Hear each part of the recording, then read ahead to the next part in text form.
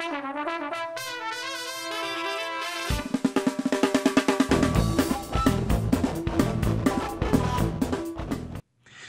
everybody, welcome to the Boxscore Geeks show number 89. Today I am hosting without my co-host Andre Alvarez, and it'll be just me and my very lovely voice of God in the studio, Brian Foster. Oh, thanks for calling me lovely. Yeah, well, you are a lovely person, Thank you. both, outwardly and inwardly. As always, if you don't know the link, you can reach us at twitch.tv/nerdnumbers, or pretty much every week at boxscoregeeks.com. We post a YouTube recap of the show. So it looks like we've got a lot of things to talk about today, and we're going to try to keep it all under an hour. We're going to talk a little bit about Tristan Thompson and the mad amount of money he's going to be making. We're going to talk a little bit about the Cavs in general. We're going to talk about the annual NBA GM survey, always one of my favorite things to happen every year. We're going to talk maybe a little bit about some fantasy sports, and we'll touch on some other things. So is there anything else I need to cover before we just dive right in, Brian? No, we got a lot of stuff, but yeah, the NBA season's less than a week away now. Oh my God, it's almost here! Isn't it great? We get to wrap up the preseason, talk about the season coming up. Yeah, it's going to be great. It's a good thing you mentioned that, because normally by this time my website is swimming with season previews. I'm afraid it's not going to quite go down that year. This whole thing is catching me all by surprise. It's almost like I didn't know that the NBA starts in November, and it caught me fully unprepared. But this year I did not have an opportunity to go to Vegas to place any bets, and it kind of sucked a lot of the energy out of doing really detailed sort of win-loss previews for every team. So this year it's going to be a lot more generic, and it's probably only going to be 2 or 3 articles. But I do promise you, in the coming weeks, we're going to actually start writing things again now that the NBA season is going to get started. It's not just going to be this podcast. There's actually going to be things for you to read. Some nice, long-form analysis of I do want to say one thing on that, Patrick. We've been getting a lot of comments. Happening. Yeah. No, we've been getting a lot of comments from people saying, oh, man, why are you guys doing all these shows instead of writing articles? And it's not a choice, right? The articles take a lot of work. The shows don't. So it's really the shows are nothing, right? It takes me longer to write an article than it does to do this show. Yeah. Because an article is usually like an hour, maybe more of writing, and then an hour, maybe more of correcting my mistakes. And then that's even if I'm just spouting off my opinion. If I have to do any research, if I have to go back in time, figure out like numbers and stuff, it could take all day to write an article. Yeah, but anyway, we're gonna have a season preview. We're gonna talk about things. We're gonna talk about basketball things. Speaking of which, let's talk about the latest quote unquote big news, and pretty much the only free agency news that we've had in the last 8 weeks or so. That is that Tristan Thompson has finally agreed to a contract with the Cleveland Cavaliers for 5 years and an estimated $82 million, all of which is guaranteed. Seems like a pretty great deal for Tristan Thompson. What do you think? Yeah, it looks pretty good. And, if you do the numbers, just kind of like napkin math, right? What is a win worth these days? A little under $2 million, maybe?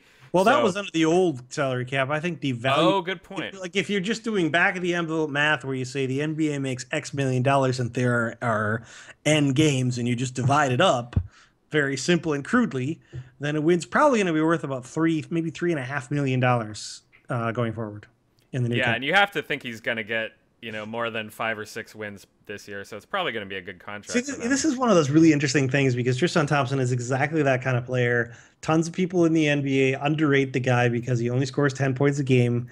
Twitter was full of like, what? Nobody's paying max money for a guy scoring 10 points a game. There's all this talk about usage, and we of course love Tristan Thompson. We think he fits the role perfectly because, first of all, points as always are overrated. But even if you're ignoring points and you talk about usage, when you're on a team with LeBron James, Kyrie Irving, and Kevin Love, the last thing you want is a high usage player. I think the only high usage player I can think of that would make that team better would be like Kevin Durant, or some player who's so ridiculously efficient that you're willing to like take away a few shots that Kevin Love or Kyrie Irving or LeBron James might shoot. For the most part, you want really low usage players that are going to gobble up all the possessions that those three don't use, and they're going to be really, really efficient when they gobble it up. Because I mean, you really don't want to sign a player that needs lots and lots of touches in order to succeed, because then you're just taking the ball out of LeBron James's hand, and that seems like a terrible idea. So in that sense, he fits. On the other hand, I really have to wonder why on earth the Cavs are paying so much money to both Tristan Thompson and Kevin Love, because it doesn't matter how it shakes down. Either way, one of those players is going to be playing less minutes than he should, given the size of his contract, right? Unless you start doing crazy stuff, like you start just playing small ball lineups where Kevin Love is the center or Tristan Thompson is the center. And actually, I think that's a perfectly valid experiment, and they should try that. But from everything I've seen of the way David Blatt coaches, I don't think that's very likely. So Mozgov's going to stay the starter at center, most likely? That would be my guess. I mean, he seems to be Blatt's favorite player, right? He's coached him in the U.S. or sorry, in the Russian national team, and he talked about acquiring him even before he came to be a Cav. So I have to say I'm a little bit jealous, though, as I'm the biggest small ball basher out there. We won't get into that now, but man, are they ever stacked with those four big guys? What if Verjao is actually healthy? How crazy of a rotation is that? Yeah, but I mean, you got to find minutes, right? The problem with both Verjao and Thompson is they're not great shooters, and you got to have lots of shooters on the floor at all times. So it's it's pretty much impossible to get all of your best big men on the floor at the same time. In terms of minutes per dollar, which isn't a real stat, but it seems like they're wasting a little bit there, That's maybe that should be a stat. That's maybe a really common minutes per dollar, right? Yeah. So I mean, Tristan Thompson, if he played 3,000 minutes, would probably be a guy who would produce 10-ish wins. But who knows if he's going to actually get to play 3,000 minutes? It's going to be very hard to say. What do you think on? Sorry, if you're gonna have some. No, go ahead. I was just gonna say what you thought on Dre's point in the email thread about how the contract negotiations went. That people are blaming him for holding out, and the number that they ended up signing was closer to the deal the team wanted, not the number Thompson wanted, which was the max. But right. Dre still thought it was a good idea for Thompson and his agent. Yeah, Dre brings up that basically the original deal we don't know all the facts, but supposedly the original deal was 5 years and $80 million. And this deal is 5 years and $82 million, meaning he held out for 3 months to get only $2 million more.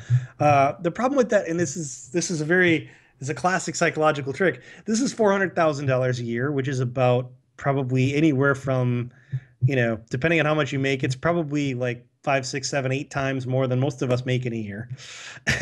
And that's basically, that's what is that, 4 Teslas or maybe 8 Mercedes per year. Sure, it's a very small percentage of 80 million, but it's still $2 more million. Why would you not hold out for $2 more million? Plus, we don't know if things for example, if the original contract didn't have the 5th year guaranteed, things like that. We don't know really what those details are, because no one's really going to share that data with us, right? So, I mean, this is the kind of the classic situation that car dealers use this on people all the time, right? If you're buying a car and then they'll throw in this and that, this extra is $200 more, and this extra is $200 more, and you're thinking, well, I'm already spending 20 grand on this car. What's an extra 200? But then if you were walking down the street and somebody says, hey, can I have $200? You'd be like, what, $200? That's a lot of money. So suddenly, just because you're comparing it to 80 million, suddenly 2 million doesn't look like a lot of money. But in reality, 2 million is a lot of money. And not only is it a lot of money for Tristan Thompson, it's also a lot of money for Rich Paul. I mean, I'm sure if you think about the $2 million that Rich Paul spent. Rich Paul is his agent, is that right? Yeah. Okay. Who knows what his fee is, but it's probably some commission based a percentage of it, right? Yeah. So I think there's some normal number that all those agents get. Yeah. Anyway, it people that are saying he wasted his time holding out for 2 million more. That's kind of a laughable thought. And people, a cynic could say he saved his body from injuries in preseason. Maybe it was even a bonus to sit out. Yeah, he made 2 million more and didn't have to go to training camp. Yeah. On that note, this is an interesting segue. Thanks to a reader, uh, I found out that, or I was alerted to the fact that Jack Cooley had an amazing preseason game for the Cavs, in which he pulled down 15 boards in 18 minutes, along with 6 points, and 7 of those boards were offensive. That's pretty much like a ridiculous number. If you like if you look in Basketball Reference and try to find all the times that a player has pulled down 7 offensive boards in 18 minutes or less, it's happened about 103 times since the inception uh, of the of the statistic in the NBA. So it's a fairly rare feat. You have to wonder if Jack Cooley now is even going to make the roster, given all the bigs they have. And when you look at his production in this preseason, and you look at how he was essentially breaking the D League last year. He was just flat out destroying. He was averaging 22 and a half points and 19 and a half rebounds in the D League. He was just destroying all competition. Seems like exactly the kind of guy you really, really want to fit into your roster on some kind of a minimum contract, because he might develop into a decent big down the line. So I wonder if the Cavs are going to keep him now that they have this glutton of big men. I really hope for their sakes they find a spot for him. Well, the thing we always say about this is if you have some promising young player like him tearing up the D League, like you said, I actually don't remember what his stats were coming out of college, like how Arturi. He averaged about 15 boards per 48 minutes in college, which is also very impressive. So, I mean, and rebounding is just one of those things. If you can do it, you can do it at all levels. It's one of the, by far most, like, of all the stats that carry over from one league to the next. Yeah, exactly. Easily has the highest correlation. No, but just the final point on that is that you always want a guy like that who has, a young player that can produce instead of some veteran who what they're going to produce. But teams never seem to go with that. You know what they're going to produce. You know it's not going to be good, and you know it's not going to be better. That's the case with like most guys that are like 35 plus that are on the end of a bench. Yeah. Yeah. Other preseason stories that are kind of big. How about Kyle Lowry? Shoosh. He is averaging 46 points on 27 shots per 48 minutes, which means his true shooting percentage is essentially 100%. It's kind of nuts. Do you think it's just that weight loss? What do you think's going on with Kyle Lowry? I haven't been following this offseason, but I am a fan, so I'm glad to see this. And I don't know. I know he's one of those really intense guys, so I always like to follow them. Yeah, and that's always kind of been a knock against him. Like he tends to piss off a lot of other players and coaches, I guess, because he's a pretty intense guy. But, I mean, frankly, the league's got to be full of guys like that, right? I mean, you don't get to be that good at anything without having some kind of crazy personality quirks. Yeah, it's weird. Kyle Lowry is a really good player and also really intense, but I guess his teams haven't won enough, so maybe guys like Jordan get a pass for it because their teams did win. I don't know. Yeah, and you got to say, like Toronto last year, Kyle Lowry looked like an all-star in that first half of the season and then just kind of plummeted and did not look good. And the same could be said for the entire Raptors squad. It was just like the whole second half of last season, you were thinking just, wow, what's going on? Did you ever read anything for kind of like explanations for that? Were guys injured or what was the deal with that? Well, maybe our readers will have to help us out. Yeah, I think that might be one for our readers to pipe in. I didn't. Yeah, what's wrong with the Raptors? Follow them a lot. I mean, they won the Atlantic, if I remember correctly, and that's not saying much at all. Lost to the Nets. What's that? They lost to the Nets in the playoffs, right? Yeah, somewhat ignominiously. Well, we'll see. So the Nets. Oh my gosh, that's a train wreck of a team. Okay, so that's enough about Kyle Lowry. What's next? Let's talk about the annual NBA GM survey. Have you taken a look at this yet? I haven't actually read it yet, but I'm excited to get in there. And your guys' points at it are funny. So, I mean, what basically happens is they ask, and I'm not entirely convinced that the GMs actually fill this out. It might be some assistant GM. Doc Rivers said he didn't look at it. Exactly. So it's somebody who works for the team filled this out, and you can kind of tell based on the quality of the answers. So the first question, of course, is which team will win the 2016 NBA Finals? And 53% of them said Golden State, of course, because they're repeat champions. Oh, wait, that's not what happened at all. The champions got completely ignored, and everybody thinks Cleveland's going to win it, followed by 25% for San Antonio and 17.9% for Golden State. And then a few people thought, Oklahoma City might be in the mix now that they have this guy I seem to possibly remember hearing about named Kevin Durant.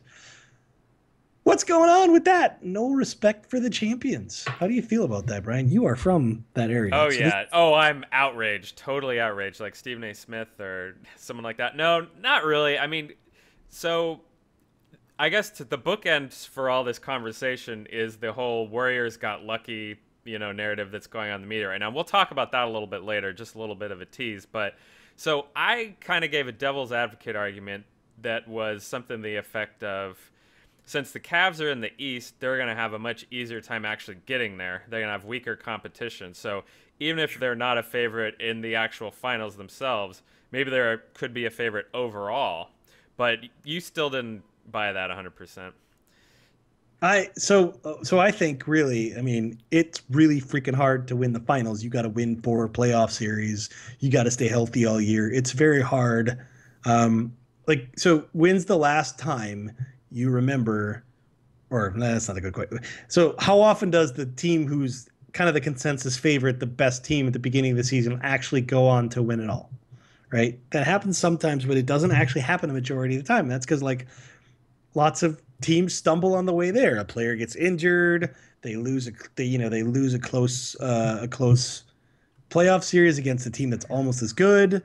Or you have situations like it was in the West where playoff spots 2 through 6 were all like 56 win teams or something, some absurd number. It's just really hard to win an NBA championship. So to me, what this really should look like is there should be like 6 to 8 teams here, all spread in between like 10, 20%. And the most popular should be the Golden State Warriors, because not only did they win last year, but it's not like they won on a fluke. They weren't like, fucking Houston in the 80s, right? They had a historically good season. Like they won top 10 point margin all time. Top 10 point margin of all time. Like, and I mean, they won, what was it, 67 games, I think? Yeah, and they also crushed in the playoffs too. They didn't lose very many games. They crushed everyone, and they crushed teams that were really good. Like, I mean, those Western Conference teams were really good. It's not like they crushed nobodies. And sure, yes, okay, it was quote unquote lucky that Kevin Love and Kyrie Irving weren't playing for the Cavaliers, but come on, like I mean, teams have luck all the time. Let's talk about Michael Jordan's first championship where he did not have to play against Magic Johnson in the finals. It's the luck factor is just completely overblown, and that team dominated all year. And every key player returned. Plus they had a pretty good draft. So you've got to be thinking they're going to be in the mix, right? They're going to be like in the 1, 2, 3 spot in the West. Like if you're picking any other team than Golden State or San Antonio to win the West, I think you're kind of a little bit crazy, right? Like, I mean, sure, you can pick the Clippers or the Rockets or something like that. It could certainly happen, of course, but it doesn't make sense. Like, I have a hard time believing all these people would actually put money on it if you put a gun to their head, right? Yeah.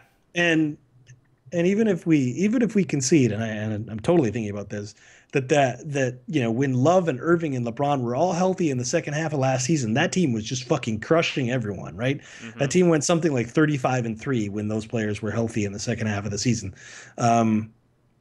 They looked really good, and I would really, really have loved to seen what happened if Irving and Love hadn't both gone down. But still, you have the fact that, okay, Love's coming off a kind of a crazy rough injury, right? How long is it going to take him to work his way back into playing shape? Irving's coming off a rather rough injury. How long is it going to take him to come back into playing shape? Their backup point guard situation is still fucking god awful. I mean, it just like, sure, they'll be in the mix and they're probably going to win the East, but to be just this overwhelming favorite to win when the defending champions are all still healthy and bringing everyone back, that seems nuts to me. Yeah, absolutely. And no, it's definitely true. It's here's something I'm thinking about, and sorry to change the subject slightly on that. Everything you just said I agree with. But I'm looking at so I really want to talk about the distributions, which you were saying earlier, right? Mm-hmm. 54% basically said the Cavs, and then second place was in the teens, We've got 86%. Second place was San Antonio at 25%. 25, okay, but not much. Which here, I think people are just overrating how much of a difference LaMarcus Aldridge is going to make. Point is, there's not much of a distribution there. And for the other stuff, too, 93% say Coach of the Year is Greg Popovich. 86% say they would start a franchise with Anthony Davis. Maybe that one I'll agree with. That should be 100 probably. Yeah. But the point is, like, doesn't this feel like groupthink to you? Like, if okay, maybe if there is some empirical way to figure out, yeah, we've got these tools where everyone knows what's going on, and then all answers are 100%. We know that's not true, right? Even if the best tools, we're not there. So really, this has got to be groupthink, right? Like, for example, Steph Curry is listed at 7.1% think that he will repeat as the MVP. 40% feel like it's going to be LeBron James, and fair enough, whatever. That's probably a pretty safe bet. Anthony Davis, also pretty solid. But it's weird to me that Stephen Curry is not rated above James Harden, whom he just beat last year. Like, it was pretty much those two, neck and neck. So he's already sort of proven that the voters like Stephen Curry more than James Harden. He's not above Kevin Durant, who's, again, is coming off a pretty big fucking injury, and who knows if he's going to be himself. Like, it's weird to me that no one sort of thinks Stephen Curry is going to repeat. And I honestly, I think it's probably, from a betting perspective, always good to sort of vote against repeats, because particularly with a thing like Stephen Curry, he's going to win it. He won it the first time around when Golden State came out of nowhere and he was the best player on that team, and he won it then for that reason. But that's exactly the kind of thing that is not going to count for very much in a repeat performance. So, I mean, I'd pick LeBron James too, but I agree with you that the distribution seems weird. Yeah. And when I look next at which player is most likely to have a breakout season, we have Andrew Wiggins, Giannis Antetokounmpo, I want to say. Antetokounmpo? The Greek Freak. Let's just call him that. Giannis. Bradley Beal is next. Like, where the hell is that coming from? Jabari Parker. And I'm honestly, a player going from his rookie year to his second year shouldn't count that much. So him and Wiggins both kind of annoy me in this particular way. Anthony Davis, who I presume is so low because, let's face it, he already broke out last year. And then there's a bunch of people receiving votes, and Rudy Gobert is barely mentioned. Like, considering that Rudy Gobert pretty much destroyed all people at the rim for a half of a season last year, I don't understand why we don't think he's going to be a breakout player. He averaged more blocks than fouls last year, and I expect that to continue this year. And it's hard to do. He's gonna average 35 minutes a game for a whole season. He's gonna put up some monster numbers, and there are gonna be a lot of highlights. That guy this year. Is there any chance that any of these teams thought that he had already broken out, or do you think they just don't see it? Well, I don't see how you can give Anthony Davis 7%, given that he's already fair point. Fair point. Like, he definitely has broken out less than Anthony Davis. Until we mathematically define what broken out means anyway, I have a hard time. And then there's a bunch of sort of obvious things. Who's the best small forward? Who's the best power forward? Who's the best shooting guard? These are all things that are like either more or less voting along consensus lines or hard to argue with. But then, here's my next one. Who's the best center in the NBA? We got Marc Gasol at 65%, DeMarcus Cousins at 14%, Anthony Davis, who also made the power forward list, so make up your minds, guys. Tim Duncan and DeAndre Jordan all tied at 7%. The guy who won it last year, 42.9% for Dwight Howard, doesn't even make the list, despite the fact that he definitely had a better year last year than he did the year before, which is what those voters a year ago were basing it on. That makes no sense at all. Like, I don't see how you can leave Dwight Howard off the list if you thought he was number one last year and then he went on to have an even better year. That seems crazy, especially if you look at the playoffs. How many, like, he had 2 or 3 20 rebound games in the playoffs. Yeah, he had some crazy games. Absolutely insane. No, it's my only point on that was a tweet I saw from Arturo today, which was probably unrelated to this, but someone asked him if he thought Dwight Howard would be in the Hall of Fame if he retired today. And we trust Arturo for historical stuff quite a bit. Like, remember when we did that show with the top 5 all time at each position, and he's really looked into this kind of stuff. And he said 100% yes. Like, Well, Dwight did he Howard mean is. it on merit or did he mean it on like predictions of what the voters would do? Because on merit, I agree with him. I think that's what the conversation was. I didn't follow it that closely, Because but if you look at what voters would do, I well, mean, that's my whole I don't point think on so. this. That's the Is thing. Nobody yeah, likes, Howard's a victim of unpopularity, and he doesn't have any rings. Those are both two things that would probably make it hard for him to be in the Hall of Fame today. Yeah. But I agree completely on merit. I mean, he was like you look at some of those Magic teams, he was so crazy dominant. Like, I mean, there was a time when it was a legitimate conversation whether or not LeBron James or Dwight Howard were deserving the MVP, right? Yeah. Um, and that was like a 2 or 3 years running. I mean, it's kind of crazy. Like a lot of big men, it seems like injuries is really the only thing that slowed him down at times. But he's still fairly young. I mean, he's probably going to put up some good more numbers. Kind of his personality too. Yeah. I mean, not just in terms of popularity, but also in terms of the crazy influence he had on the front office that he worked for and the players they signed basically because he wanted them to sign them with, who were all terrible. Which players specifically? Actually, I'm not sure if I read about that. If you look at all the contracts that Orlando gave out, it's like you're saying on Orlando? Okay. Yeah. Okay. Like overpaying for mediocre or awful players. Like. So did he get drafted before the Rashard Lewis contract or after? I want to say it was after, but I'm not sure. Oh, I'm pretty sure it's before. Was it? Okay. Yeah. Interesting. He was one of those guys right out of high school. Yeah. So he's actually been around quite a while. Yeah. Which team will be the most improved in 2015-16? Now, see here, like, I'm sorry, but Oklahoma City is fucking cheating. You can't pick Oklahoma City. I mean, this is like picking San Antonio in 1997. Like, oh yeah, okay, David Robinson's coming back. You think they'll be better? Just shouldn't count. But the next 4 are Milwaukee, New Orleans, Miami, Indiana. How do you feel about this? Interesting. Pretty good. So Milwaukee. First off, Jason Kidd does seem to be a pretty competent coach, even though I'm not. He calls. Didn't they win 41 games last year? Yeah, they didn't do that bad. So if they won 41 games, like what people are basically saying is they think Milwaukee's like a 3 seed in the East, right? That could happen. Well, no, sorry. What they're basically saying is they think Milwaukee's like a 55-win team. Oh, that's probably not going to happen. Because I mean, there's not. If you're going to be most improved and you're starting at 41, right?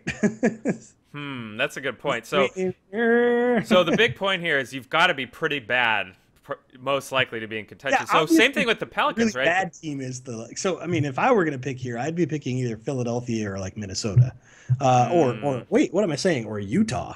Yeah, Utah would be a good one. Because I think Utah's going to be like a lock for the 8th seed, and they're probably going to fight for the 6th seed. That'd be my guess. But that depends on luck, which means health. That's another team stacked with big men. Stacked with big men, and they have, between me and Arturo, we're pretty convinced that Gobert should have won the Defensive Player of the Year last year. He's just an absolute monster. So what they essentially have is a good team full of young players, and by the way, one of the top 3 big men in the league. I think that they're going to be really, really good. So they're one of my picks. Philadelphia, you have to pick because they essentially have no choice but to try, because they're not going to sit Okafor all year long. And if he's even like an average level NBA player, then that's a huge improvement over what they've been trotting out thus far. And then I think Minnesota's a good bet because if Rubio's healthy all year, that's a team that's going to probably be in the 35-ish win range. And 35 doesn't seem like a lot, but last year they won 16. So that's a pretty huge improvement there. Yeah, I mostly agree with you. I'd have to look at this some more. Yeah, I think Indiana might be a decent bet too because of Paul George, but yeah, they had pretty bad luck last year. Yeah, but I mean, they also lost Hibbert, who, though he wasn't great, was probably not terrible either. So whether or not they can replace him is kind of a big question mark.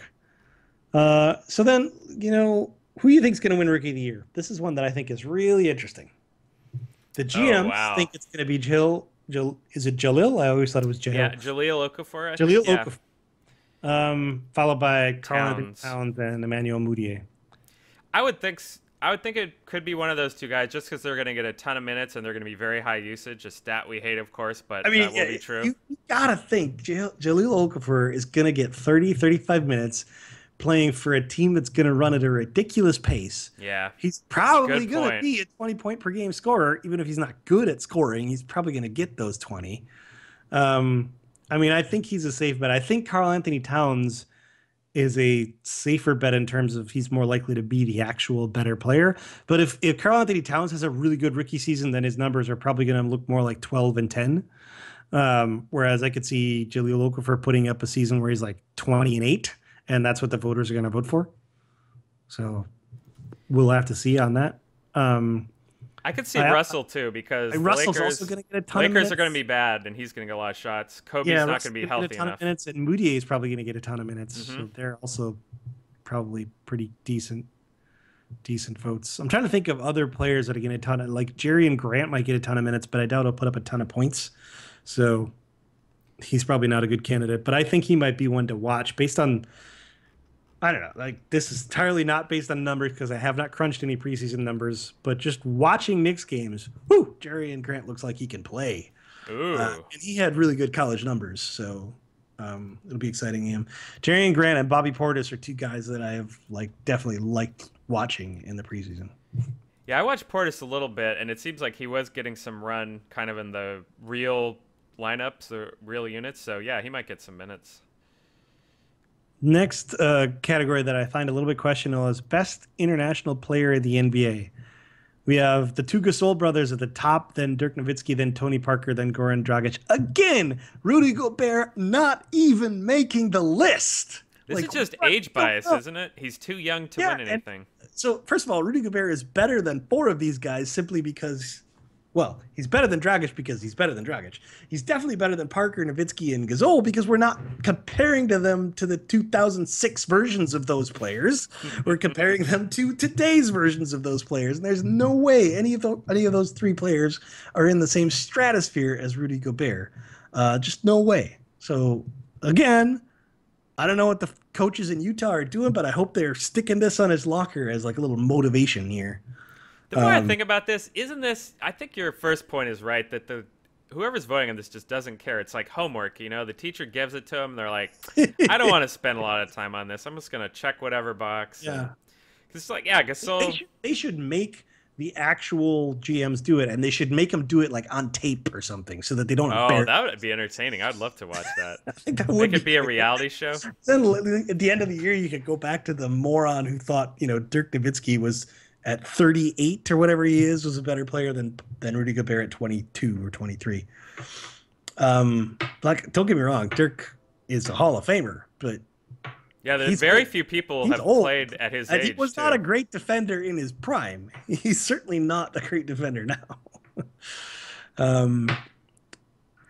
So is there any other thing that we hear that we care about? Best defensive player, again, Gobert only making honorable mention. LeBron James, who hasn't been like all NBA caliber at defense for several years, is number 3 on this list, which is kind of insane. Best interior defender, Rudy Gobert finally gets ranked at number 4, but behind 2 guys who aren't as good as him. What else have we got? Best coach, Popovich. No arguing with any of this stuff.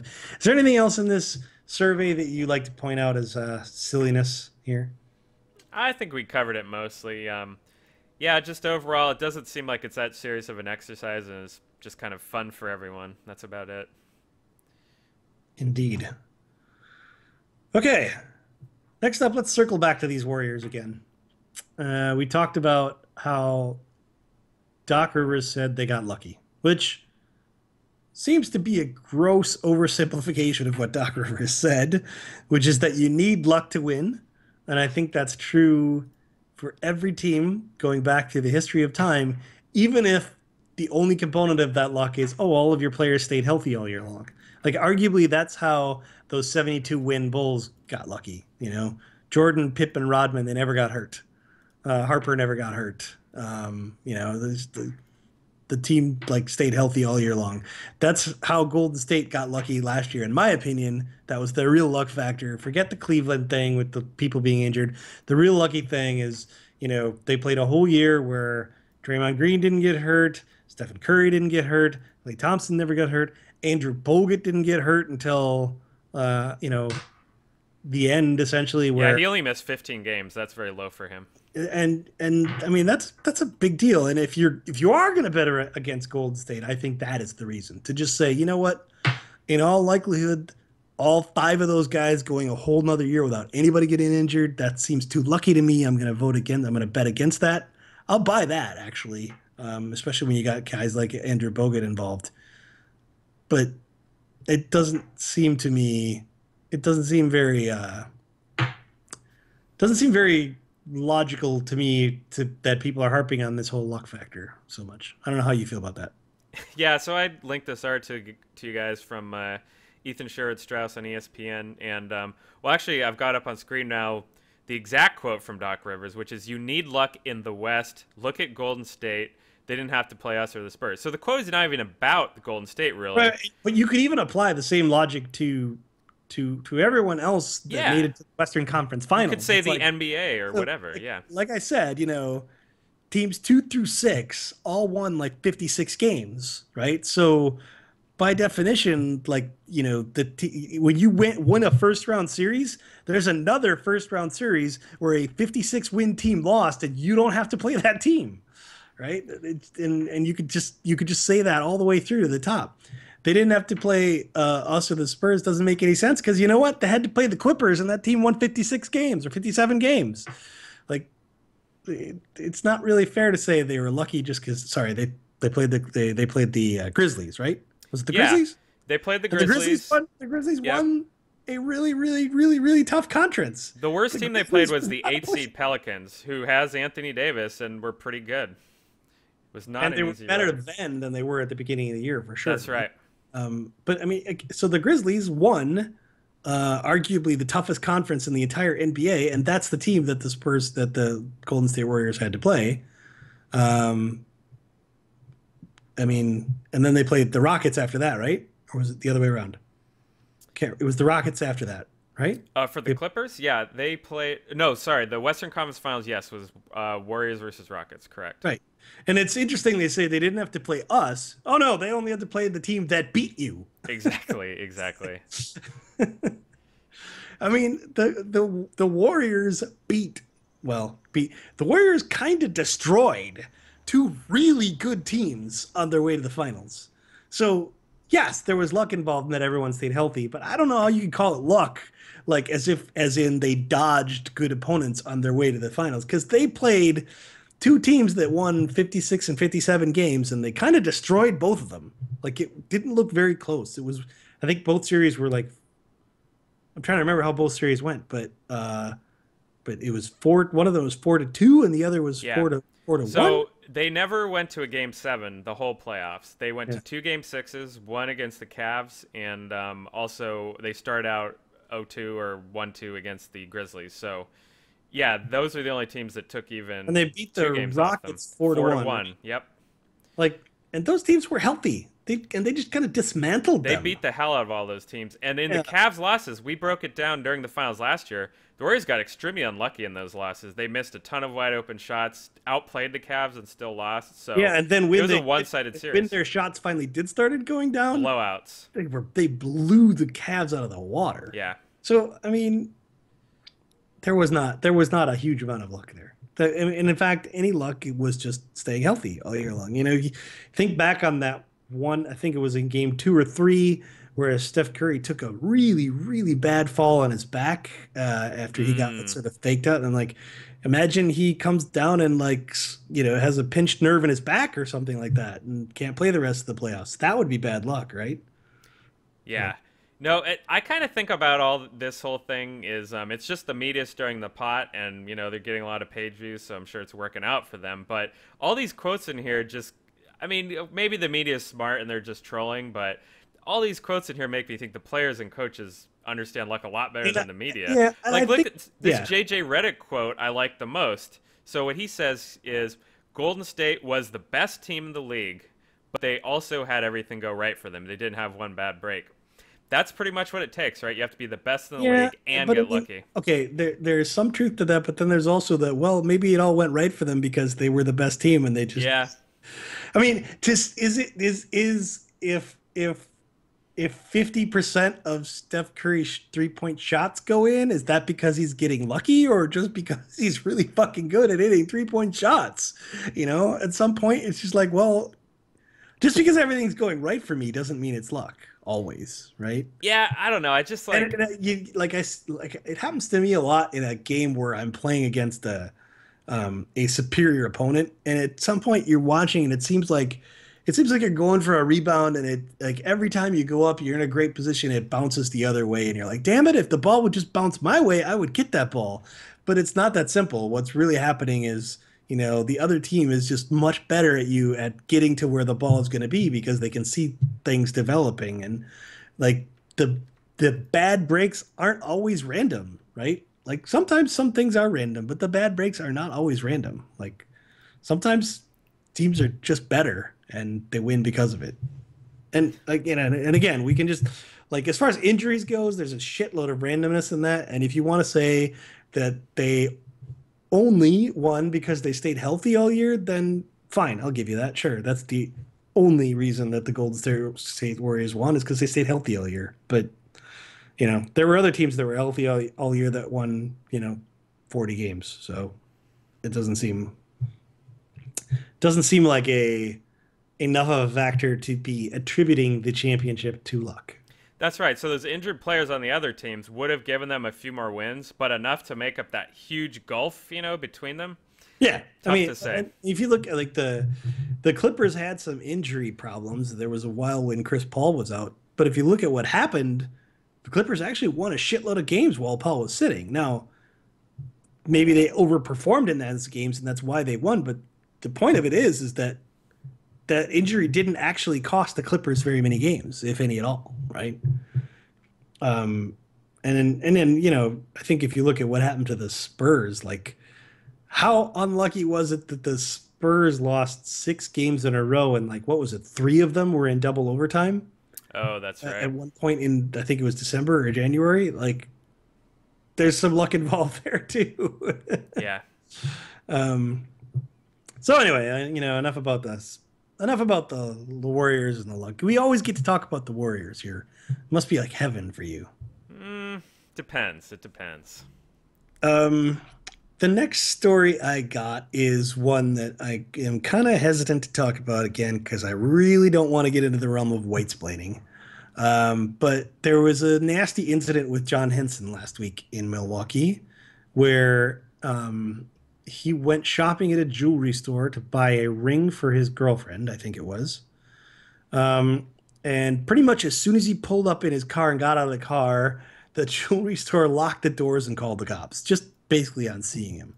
Now, later they said they locked the door because of the car, because a car from that dealer had been involved in multiple robberies of the store or attempted robberies of the store in the last few weeks. But at the same time, this guy is a professional basketball player for the Milwaukee Bucks, which is the city you live in. He's 7 feet tall or so. What is it, 6'10", something like that, right? Like, can you not put two and two together? Like, do all black people really look that alike to you that there wasn't a single Bucks fan in that store or among the cops who came who said, oh, hey, that's John Henson? Like, let's forget about the racism bit, Like, it doesn't make any sense to me. Um, I wonder if these same players who cannot recognize one of the best players on their own team are also unaware of the fact that their governor is forcing them to pay 250 million in taxes for a Bucks arena. Just food for thought here. I have nothing to add to that. I mean, and then there was what's curious is apparently even after the cops like came and you know the cops came and the cops asked him where he got the car, and it's like, well, okay, why is it your business where he got the car? But then he explains, I have the car because I have a sponsorship deal with the dealership, which is like, hint hint, I'm tall, I have a sponsorship deal with the dealership, maybe you recognize me. They figure out that it's all legit because of course it is, and then finally they let him into the store, And apparently the store owners asked the cops to stick around while he was shopping, which is really, really messed up. Um, at this point, I'm actually wondering why he even wants to shop there. After the way they treated him, I don't really have any follow up on that. I don't know if anyone has followed up more on the story or if John Henson has given any interviews. The whole situation seems just kind of nasty, and I just really, really wish shit like this would stop happening.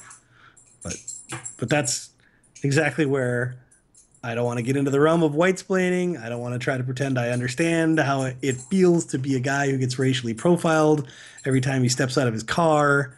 That or even while he's driving in his car and he's getting pulled over simply because he's a black man driving a nice car. I have no idea how that feels, but it's, it's just kind of like, it's just sad that stuff like this keeps happening. I guess that's all I really have to say about it. Yeah, I guess I'll give a little more upbeat thing on it, which is that we're actually reading about all this stuff now. And That's to true. 10 years ago, we probably wouldn't be. It would just get swept under the rug. So at least it goes viral when it happens now. So John Henson's an NBA player. This probably would have gotten out into the mainstream media 5 or 10 years ago, but just stuff happening to regular people with the cops is getting out there now. So that's a little encouraging. If you're just a regular guy in Milwaukee and this happened to you, no one would find out about it. Yeah, probably. Exactly. Unless you had extremely savvy social media foo.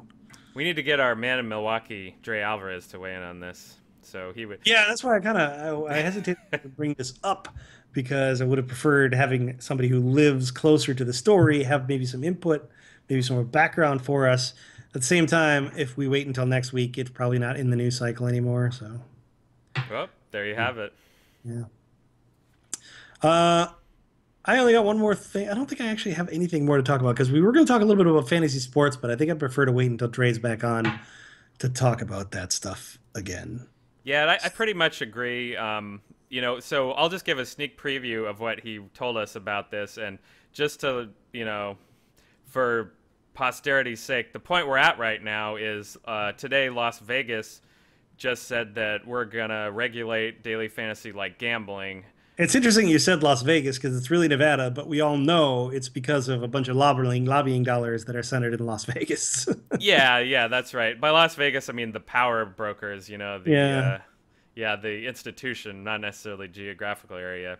But yeah, no, Dre made the same point that you did in a previous show, which is basically, well, they're being short-sighted here, that the same thing could happen with poker, is that by attacking online poker, the casinos shrank the whole industry and hurt everybody, and hurt themselves in the end. Yeah. So is this throwing the baby out with the bathwater or cutting your nose to spite your face?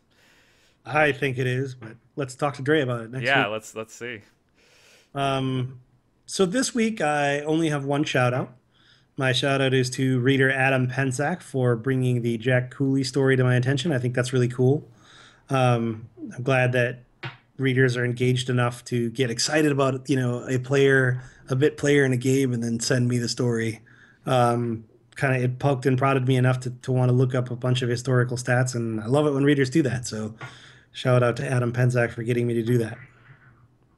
Yeah, what about you? Have you got any shout outs? I do. I just have one, which was, no, I guess we won't show it on stream here. I'll leave a link for the viewers, but why can't we show it on the stream? I've been having a few issues. Let's see. We'll try to do it. Let's see if let's try to show the actual. All right, we'll give it a try while I'm explaining it here. But so I like to do gaming shoutouts because we are on Twitch TV and we, at least want to, be a little bit gaming at times. So a play happened in the NFL last week, which was everyone has seen the vine of this play by now. Everyone has seen this play. The Colts did this play that has been called the worst play in NFL history, reminiscent of the play that Jim Zorn called when he was the coach of the Redskins. So this gaming shout out is that somebody made a Tech Mobile version of this play and put it on YouTube, and we're showing it right now on the stream, on the video stream. So check it out if you like Tech Mobile and football. It's pretty funny. Yeah, we've even got the coach here in it. So anyway, that's my shout out. Whoever mocked that one up is pretty awesome. Yep. That's all I got though. All right. Well, as always, we're here every week at twitch.tv/nerdnumbers.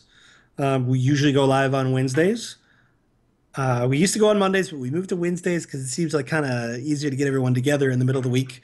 You can also find us on iTunes by searching for Nerd Numbers. That's right. Is that the right tag on iTunes? I'm not sure actually, but I would guess it is Nerd Numbers. Yeah, Dre handles that iTunes account. You can find us at boxscoregeeks.com. There's a podcasts section. You can find us on, what is it called? What's the thing called? Stitcher? Is that what it's called? Stitcher and Libsyn, I believe, as well. Stitcher so and Libsyn. All the links to iTunes Also, and all this stuff, it's on boxscoregeeks.com. Yeah. You can find Dre, who who hosts this on his Twitch channel for us at the handle @NerdNumbers on Twitter. You can find Brian, our lovely producer, at @BoxscoreBrian on Twitter. You can find me. I am at NBA Geek on Twitter. Do us a favor, give us all a follow, and we will see you next week.